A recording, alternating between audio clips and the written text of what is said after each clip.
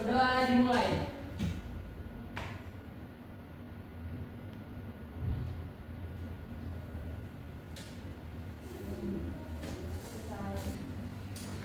Ibu absen dulu ya. Guru lain, Ibu Melvin, Ibu Melinda, Ibu Desi, hadir Ibu Rika, Hadir Ibu. Desiani, Hadir Bu. Oke, semuanya hadir. Jadi hari ini materi kita itu teks deskripsi, tapi sebelum kita memulai materi kita ice breathing dulu. Mau ice breathing? Mau. Oke, semuanya berdiri. Siapa mau jadi satu pemimpinnya di depan? Yang mana ketua kelasnya ini? Saya. Oke, maju ketua kelasnya pimpin ice breaking.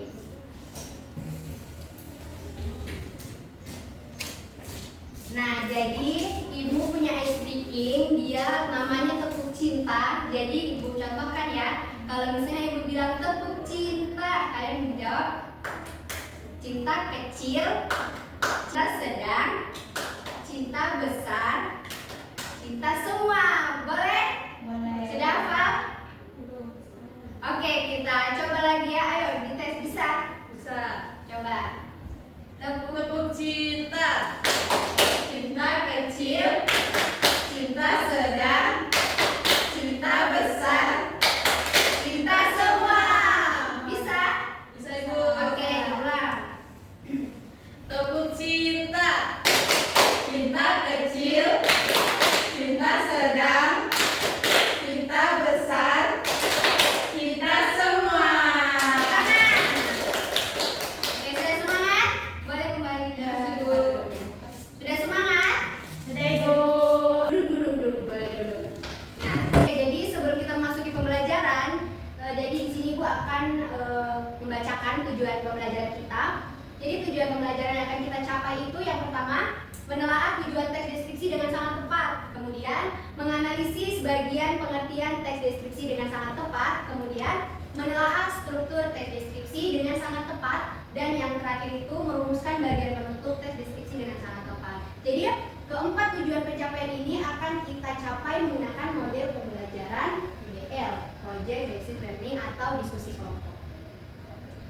Sampai sini paham? Paham, Ibu. Oke, kalau begitu kita lanjut ke materi. Kita langsung masuk saja di materi kita. Oke, jadi materinya kita yaitu teks deskripsi. Ada yang tahu teks deskripsi? Ada yang tahu angkat tangan? Ada yang tahu? Kalau tidak ada yang tahu, kita lanjut. Nah, pengertian teks deskripsi. Jadi, teks deskripsi itu adalah jenis teks yang dimana menggambarkan suatu objek, tempat, peristiwa, atau suasana secara rinci dan jelas sehingga pembaca seolah-olah dapat melihat, mendengar, merasakan, atau mengalami langsung apa yang dijelaskan. Jadi dari sini kita bisa dapat tahu bahwasannya teks deskripsi itu sesuatu hal yang bisa kita deskripsikan. Bisa contohnya si Desi pergi ke dalam suatu objek wisata. Nah, di sana itu ada gunung. Di situ Desi sudah bisa mendeskripsikan bahwasanya, oh, ini berarti yang dibilang ibu teks deskripsi, ada gunungnya. Jadi teks deskripsi ini sesuatu yang bisa dilihat oleh panca indera. Misalnya di sini lagi contohnya Melvi melihat sebuah akuarium. Nah, di dalam akuarium itu terdapat ada berbagai macam ikan. Terus ada yang namanya terumbu karang hiasan begitu. Nah, jadi di situ sudah bisa mendeskripsikan. Jadi teks deskripsi itu sesuatu yang bisa dideskripsikan melalui panca indera. Di mana kita bisa melihat, seperti dibilang, melihat, mendengar, merasakan, atau mengalami apa yang terlihat oleh mata telanjang seperti itu ya. Baik dari gambar, kemudian objek, peristiwa, atau suasana lainnya. Sampai sini ada yang mau ditanyakan? Kalau tidak ada kita lanjut ya. Kalau tidak tahu bertanya ya, biar tahu. Nah, apa itu tujuan dari teks deskripsi? Jadi tujuan dari teks deskripsi itu ada 5. Yang pertama itu memberikan gambaran yang jelas dan detail tentang suatu objek. Kemudian mengajak pembaca merasakan objek, kemudian melalui panca indera dapat melihat, mendengar, mencium, meraba, dan juga mengecap. Nah, yang keempat, menjelaskan ciri-ciri fisik dan sifat objek secara rinci. Dan yang terakhir itu melukiskan objek dari sudut pandang penulis baik secara objektif maupun subjektif. Jadi pada poin pertama ini kalau misalnya untuk poin pertama ini seperti yang bilang, contohnya bisa dari gambar atau mungkin objek lainnya yang sudah dijelaskan pada poin ketiga, baik bisa melalui panca indera melihat, mendengar, mencium, dan meraba dan juga mengecap. Jadi untuk menjelaskan suatu deskripsi itu tidak harus seperti dilihat oleh mata terbuka saja. Misalnya adik-adik mau merasakan sebuah minuman dan itu akan dirasa oleh indera pengecap, oleh lidah. Jadi adik-adik bisa deskripsikan. Misalnya, ternyata minumannya minumannya manis, minumannya asam, atau minumannya kecut. Nah, itu bisa dideskripsikan meskipun bukan hanya melalui mata. Terus mengajak pembaca merasakan objek. Nah, di poin kedua itu mengajak pembaca merasakan objek.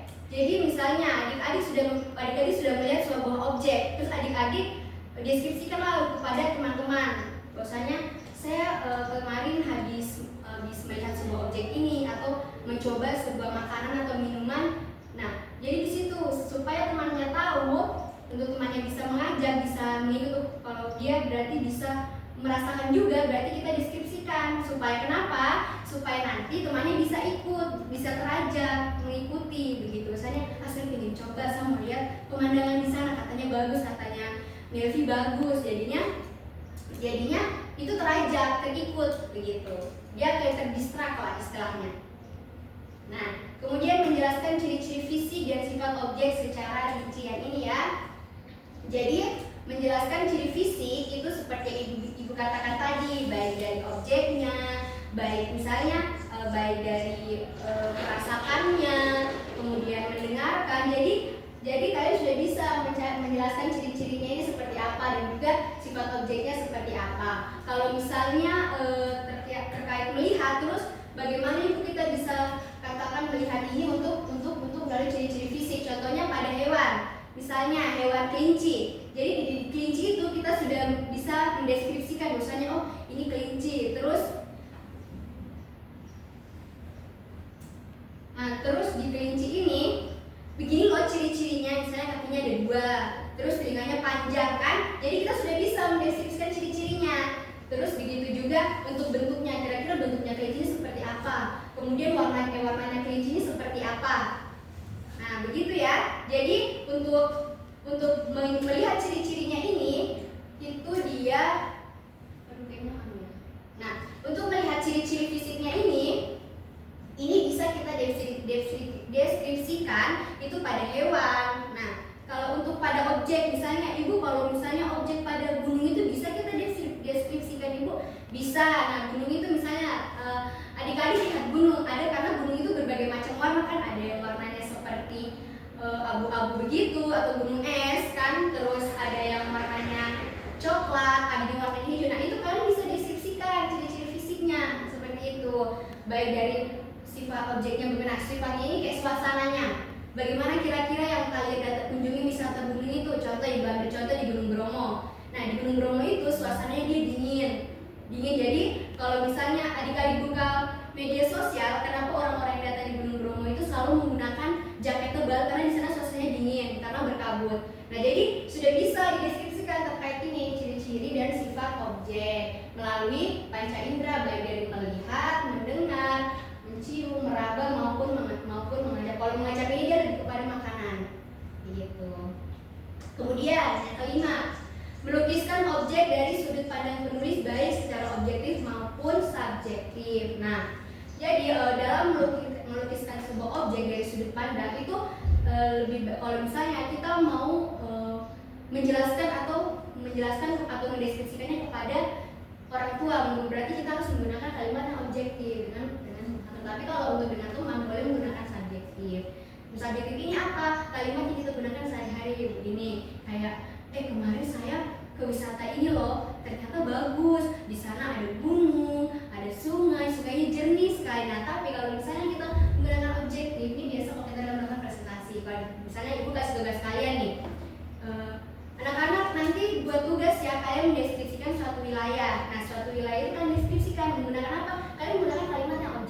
Jadi objektif dan subjektif ini digunakan sesuai dengan kondisinya, situasi dan kondisi. Siapa orang yang kalian temui gitu.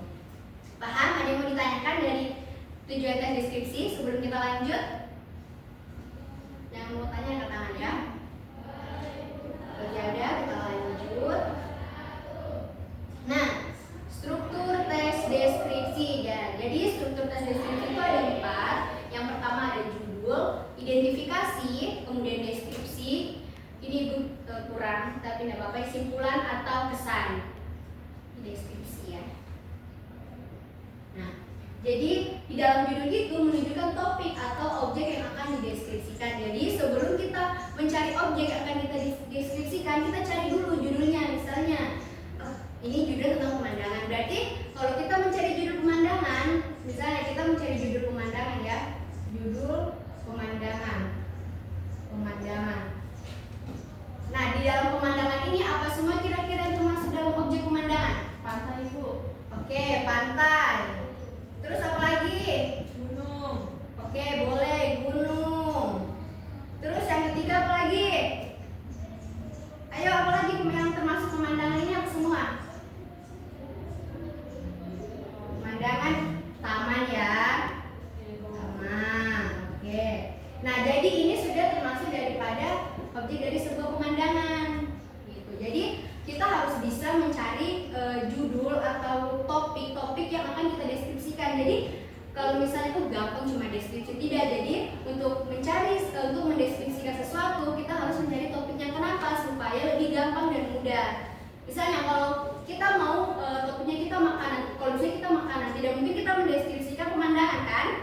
Nah, berarti poin pertamanya itu kita cari dulu judulnya. Judul ini sangat penting supaya untuk memudahkan kita dalam mendeskripsikan sesuatu, baik dari objek pemandangan, makanan, ataupun hewan dan lain sebagainya.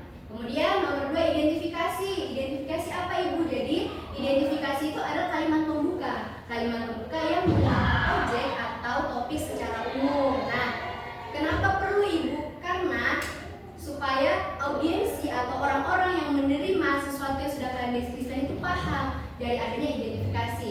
Identifikasi ini sama dengan isi. Nah, identifikasi ini isi dari apa yang akan kalian deskripsikan, karena tidak mungkin ada judul kalau tidak ada isinya kan. Nah, dari identifikasi ini kalian gunakanlah kalimat yang objektif. Kenapa? Karena dia lebih mudah dan juga untuk memudahkan aturan-aturan lainnya. Terus kalimat pembuka yang mengenalkan objek atau topik secara umum. Nah, dalam mendeskripsikan, contoh ya, Ibu kasih contoh misalnya si Melinda mau mendeskripsikan pemandangan contohnya gunung ya, gunung. Nah, gunung ini adalah judul dari apa yang akan Melinda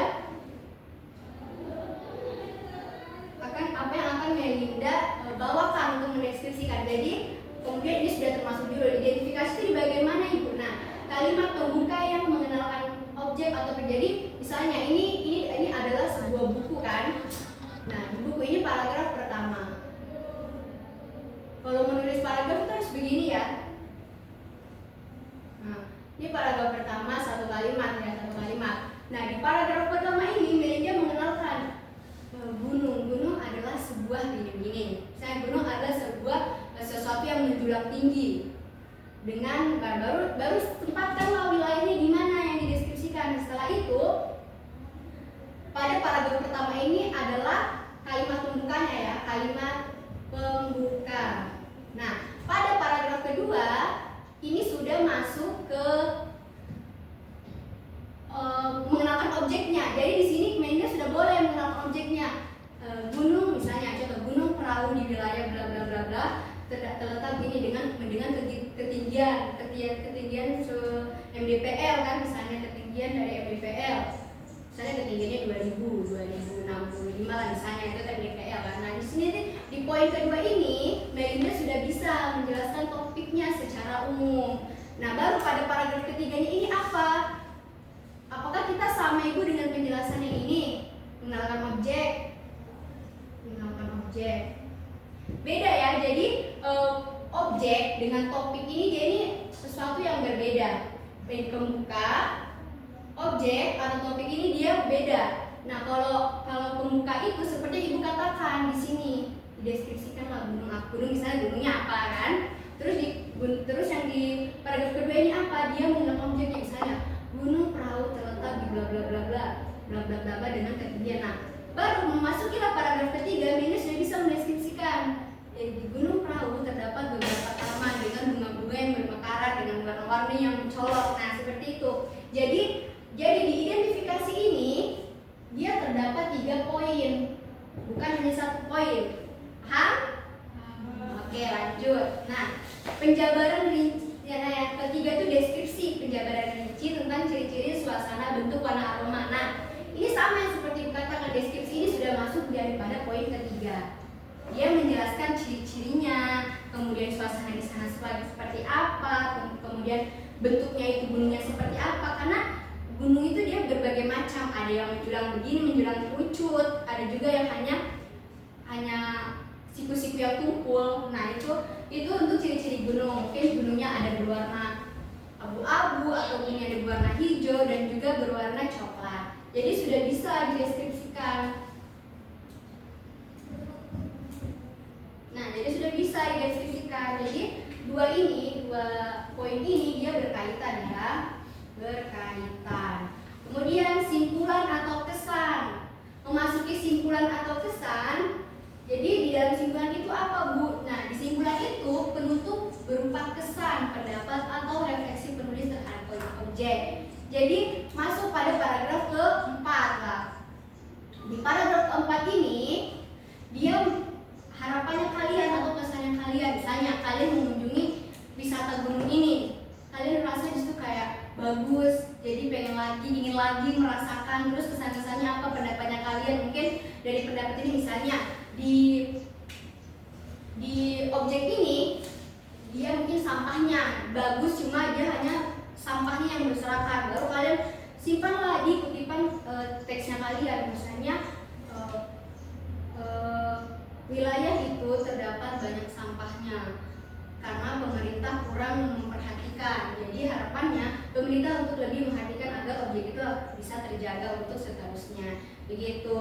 Baru kemudian refleksi ini sama juga dengan pendapatnya kalian, berupa kesan. Jadi di dalam penutup ini dia ada 3 poin ya, kesan, pendapat atau refleksi tulis terhadap objek. Begitu. Sudah tahu? Ibu cepat-cepat menjelaskan. Soalnya kalau tidak cepat-cepat ibu nanti lupa. Oke, kita lanjut ya. Nah, apa ciri-ciri teks deskripsi? Jadi ciri-ciri teks deskripsi itu dia ada 5. Yang pertama, menggambarkan objek secara konkret dan rinci ya, seperti ibu katakan. Jadi kalau misalnya anak-anak mau mendeskripsikan sesuatu jangan terlalu panjang ya. Misalnya di dalam satu paragraf itu cukup 3 kalimat. Itu sudah termasuk paling pendek, karena ada biasa orang mendeskripsikan itu di hampir 1 bab.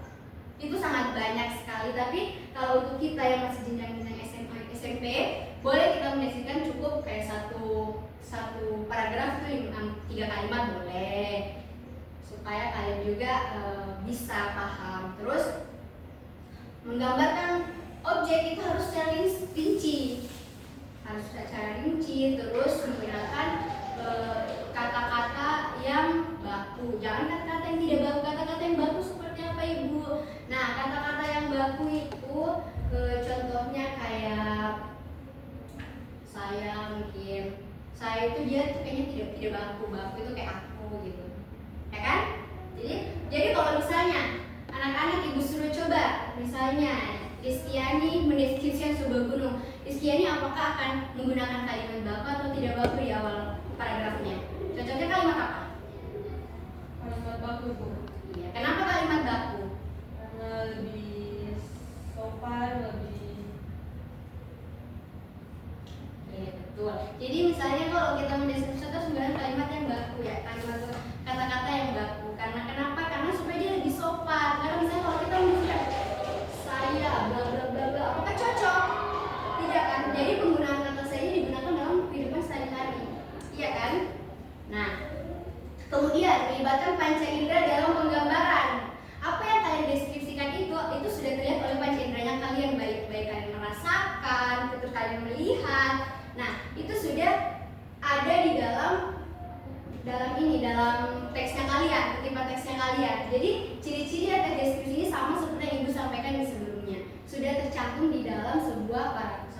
kalimat.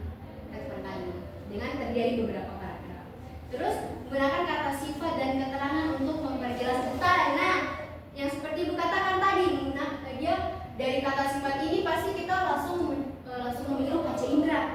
Iya kan? Misalnya kita melihat gunung itu indah. Indah itu termasuk kata sifat atau kata kerja? Indah. Kata sifat atau kata kerja indah? Kata sifat. Nah, kenapa? Karena indah itu dia terlihat oleh panca indera. Iya kan, indah, sesuatu yang indah yang sangat cantik. Nah, di situ kalian berarti untuk mendeskripsikan harus menjelaskan di pada paragraf yang disampaikan tadi. Terus kata keterangan ini di mana di mana tempat yang akan kalian deskripsikan? Misalnya tadi di Gunung Bromo di wilayah Jawa gitu. Jadi kalian bisa menyelipkan keterangannya. Karena untuk memperjelas detail. Jadi kalau kita mendeskripsikan sesuatu itu bukan hanya sekedar aku melihat gunung di daerah ini sangat indah, itu tidak. Jadi kalian harus memperjelas. Kalian harus lihat misalnya apa yang kalian lihat itu bisa tersampaikan oleh audiens. Karena nanti apa yang kalian deskripsikan itu akan audiens baca. Kemudian akan mereka beri tanggapan seperti itu. Kemudian yang keempat, bersifat objektif atau subjektif atau objektif tergantung pada sudut pandang penulis. Seperti tadi dikatakan ya, dalam penulisan itu baik menggunakan objektif maupun subjektif maupun objektif dia tergantung daripada sudut pandang penulis. Bagaimana cara penulis menyampaikan? Terus yang terakhir itu mengandung kalimat yang menggugah imajinasi pembaca. Nah, kenapa kalian perlu mempelajari teks deskripsi? Supaya misalnya teman-temannya kalian ini, misalnya si Rika ini bercerita dengan temannya tentang pemandangan gunung kepada temannya si B. Nah, si B ini ternyata belum merasakan. Jadi si B ini bisa tertarik untuk ingin merasakan apa yang disampaikan Rika. Jadi mereka itu ingin tahu rasanya bagaimana sih kira-kira, jadi pengen tahu gitu kan. Nah, jadi begini, menggunakan kalimatnya menggugah imajinasi pembaca supaya pembaca ini dia ikut terdistrak, jadi ingin tahu seperti itu. Kemudian contoh kata yang sering muncul: lembut, harum, berkilau, dingin, kemudian ramai, sunyi. Nah, sekarang Ibu mau tanya, lembut ini dia termasuk kata apa? Lembut, betul, kata sifat ya. Terus harum, kata sifat. Terus berkilau, ini kata termasuk kata apa? Keterangan. Ya betul. No, bukan ya, berkilau itu dia kata sifat. Karena dia itu kayak, wah itu wajahnya berkilau. Nah itu. Terus dingin. Nah, dingin ini dia kata keterangan. Terus ramai, suasana, karena ramai ini juga keterangan. Dan yang terakhir sunyi. Jadi yang termasuk kata keterangan ini 3.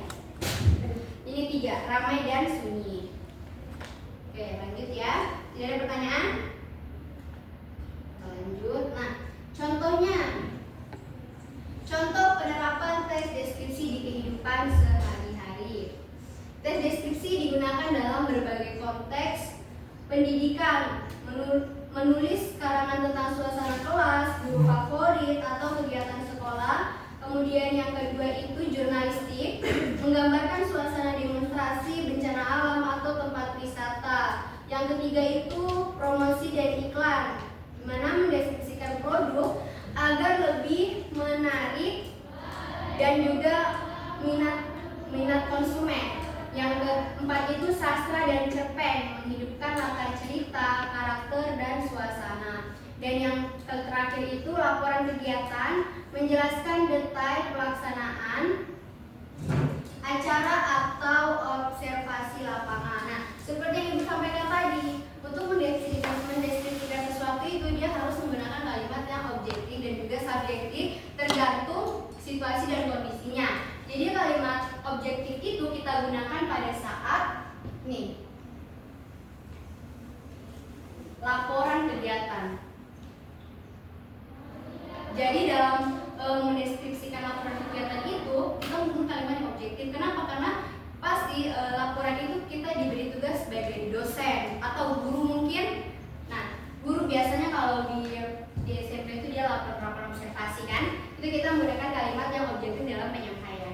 Seperti itu. Tapi kalau subjektif itu kita bisa menggunakan untuk penyampaian kepada temannya kita sendiri supaya lebih ceria begitu. Terus pendidikan menulis karangan tentang suasana kelas, guru favorit atau kegiatan sekolah.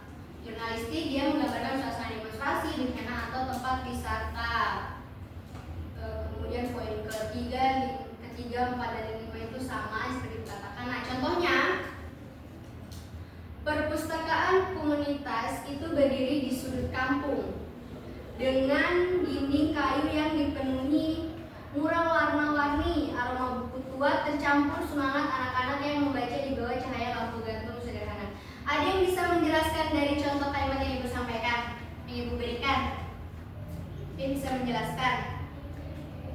Perpustakaan komunitas itu berdiri di sudut kampung dengan dinding kayu yang dipenuhi mural warna-warni, kemudian aroma buku tua bercampur semangat anak-anak yang membaca di bawah lampu gantung. Jadi contoh ini ada yang bisa menjelaskan maksud dari kalimat yang ini, kalimat dari perpus sampai sederhana. Ada yang bisa menjelaskan setelah Ibu sudah jelaskan panjang lebar? Ayo, kalian harus aktif ya. Masa Ibu aktif? Ayo, siapa yang bisa menjelaskan maksud dari poin dari kalimat ini? Dia menggambarkan sebuah apa? Dari sudut kampung dengan dinding kayu yang dipenuhi mural. Ayo, mungkin Nurul, mungkin boleh dijelaskan teman-temannya terkait contoh dari yang sudah Ibu sampaikan. Jelaskan itu dia menggambarkan sebuah apa? Ayo Nurul. Dia menggambarkan sebuah apa? Kalau dari saya itu dia menggambarkan sebuah suasana di perpustakaan di sebuah kampung.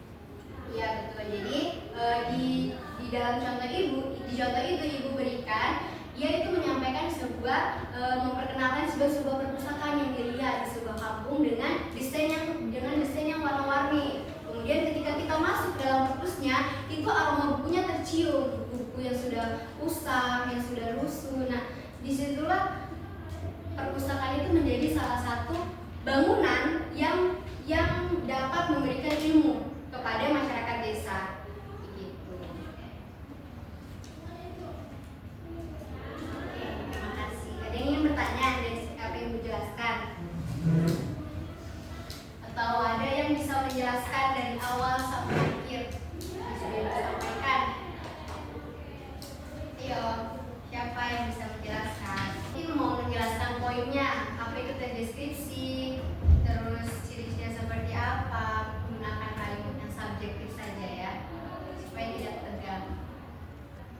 Tanya Ibu. Boleh berdiri ya yang ingin bertanya, sebutkan namanya.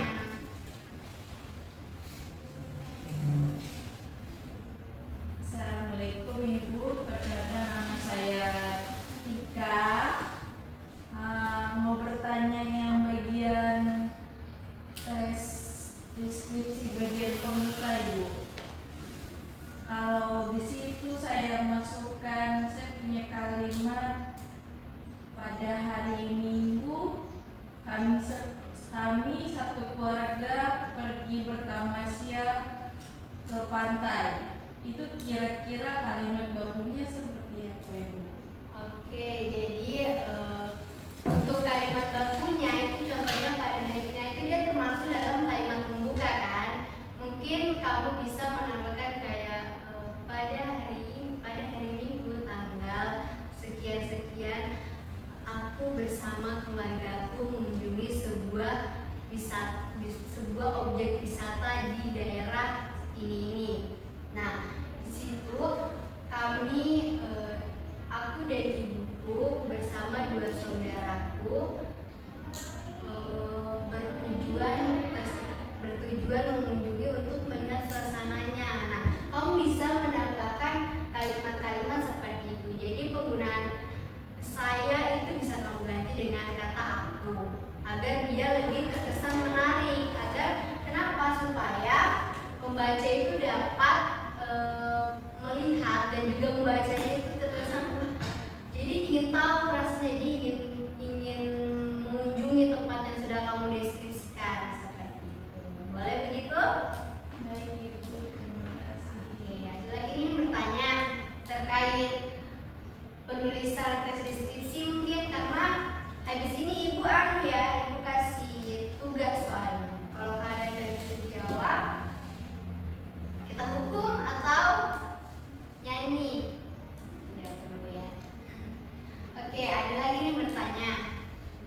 Udah paham dengan materi yang Ibu jelaskan? Habis ini kita kerja tugas. Kalau memang sudah tidak ada, kita langsung ke tugas saja ya. Ketua kelasnya dibagi jadi 3 kelompok. Mungkin dibagi sekarang ketua kelasnya, atau kita bagi disuruh ketua kelas atau kita menghitung 1 sampai 3. 1, 2, 3. 3. Ya, yang nomornya sama boleh bergabung dengan temannya ya.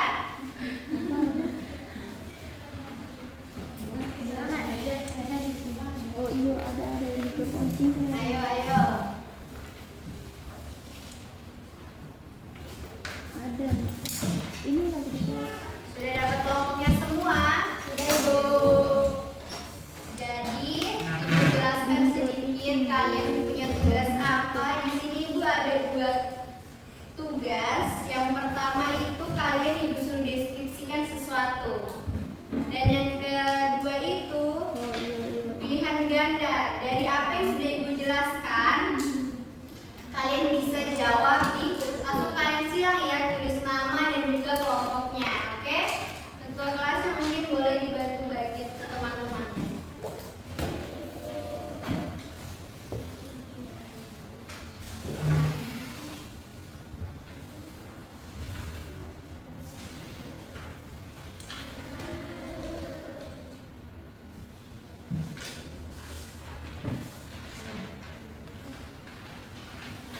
Satu kelompok 1 lembar ya.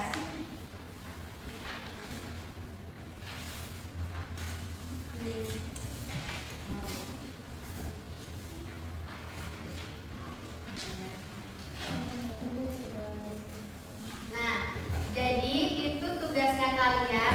Di soal pertama itu ada untuk pilihan ganda, diperhatikan ya. Apa tujuan utama dari teks deskripsi? Jadi kalian langsung menyilangnya saja di situ, tapi berkelompok. Jadi bisa tulis nama dan juga kelasnya, kemudian di nama ini tambahkan kelompoknya ya. Namanya baru kelompoknya.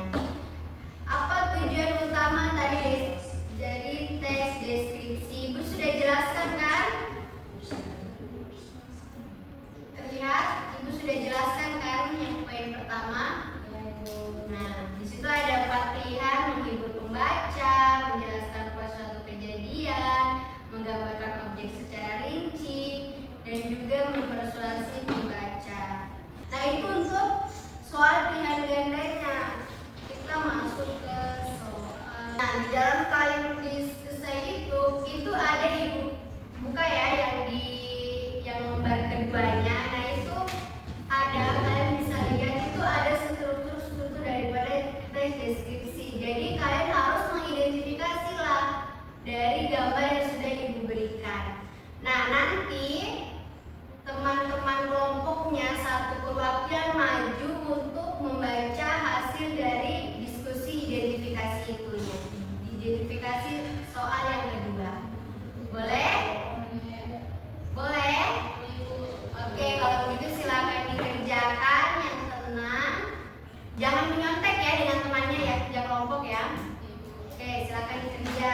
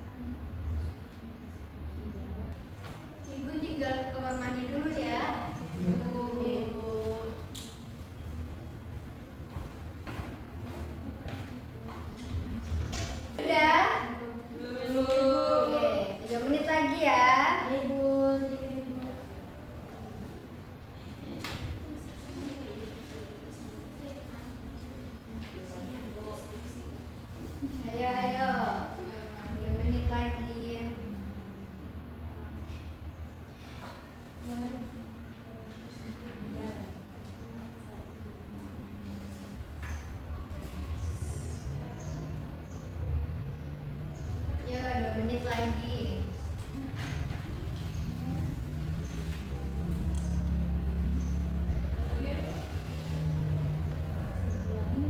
Ayo kelompoknya siapa yang mau maju untuk ibu kasih satu kelompok saja ya. Kelompok siapa? Kelompok 3 ibu. Oke, silakan maju. Supaya teman-temannya bisa baca.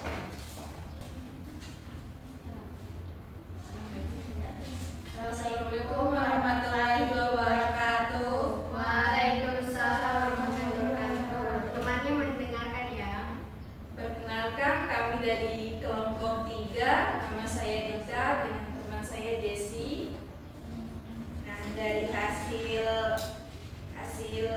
tugas kami tentang mengidentifikasi struktur teks deskripsi, kami dapat membuat hasil teks deskripsi dari hasil pengamatan kami tentang gambar ini. Mungkin saya jelaskan dari bagian identifikasinya. Nah, jadi pada gambar tersebut menggambarkan pemandangan gunung yang terletak di pedesaan. Lalu untuk teks deskripsinya, gunung yang menjulang tinggi berwarna hijau dengan suasana pedesaan yang asri beserta beberapa pepohonan hijau dan ada kendaraan yang berlalu lalang di jalan. Lalu untuk bagian kesimpulannya, kesan kami setelah melihat gambar ini, kami tertarik untuk mengunjungi pedesaan ini karena pemandangan gunungnya yang indah dan suasananya yang asri. Sekian dari kelompok 3. Wassalamualaikum warahmatullahi wabarakatuh. Ayo beri tepuk tangannya.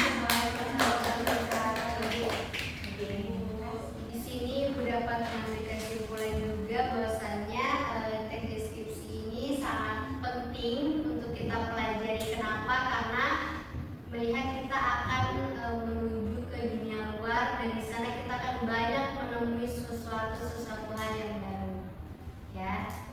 Kemudian terima kasih untuk anak-anak yang sudah berpartisipasi masuk dalam kelas, sudah tertib dan rapi. Ayo katakan dibimbing doa dulu untuk menutup belajar kita. Teman-teman, sebelum kita mengakhiri kelas ini, pada